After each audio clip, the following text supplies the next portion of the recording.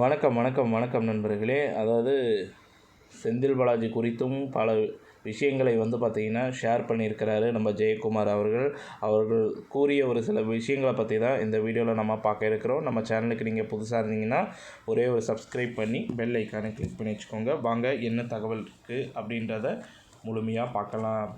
அதாவது அதிமுக முன்னாள் அமைச்சர் ஜெயக்குமார் இன்றைக்கி சென்னை செய்தியாளர்கள் சந்திப்பில் பேசியிருக்கிறாரு. அப்போது அவர் திமுக அரசு பற்றியும் செந்தில் பாலாஜி அமைச்சராக தொடர்வது பற்றியும் பார்த்திங்கன்னா அமைச்சரவை கூட்டம், அதாவது அவருடைய விமர்சனத்தையும் அவருடைய கருத்தையும் முன் வச்சிருக்கிறாரு. முதலமைச்சர் தலைமையில் ஒரு அமைச்சரவை கூட்டம் நடைபெறுகிறது என்றால் அதில் எடுக்கப்படும் முக்கிய முடிவுகள் அடங்கிய கோப்புகள் அமைச்சரவையில் இருக்கும் அமைச்சர்களுக்கு வழங்கப்படும்.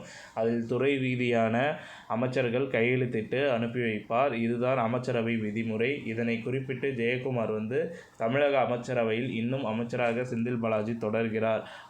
அவர் தற்போது சிறையில் இருக்கிறார். முதல்வர் மு.க. ஸ்டாலின் தலைமையில் ஒரு முடிவு எடுக்கப்பட்டால் கையெழுத்திட அந்த இரகசிய கோப்புகள் சிறைக்கு அனுப்பி வைக்கப்படும்.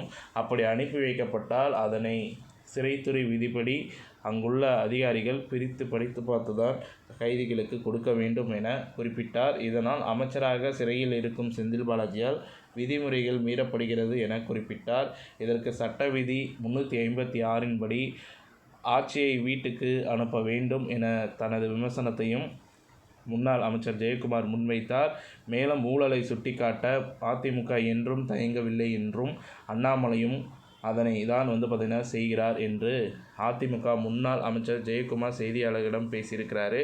இத்துடன் இந்த செய்தி தகவல் முடிவடைகிறது. இந்த தகவல் பிடிச்சிருந்தால் லைக் பண்ணுங்கள், ஷேர் பண்ணுங்கள், மறக்காமல் நம்ம சேனலை சப்ஸ்கிரைப் பண்ணி பெல் ஐக்கானை கிளிக் பண்ணி வச்சுக்கோங்க. நன்றி, வணக்கம்.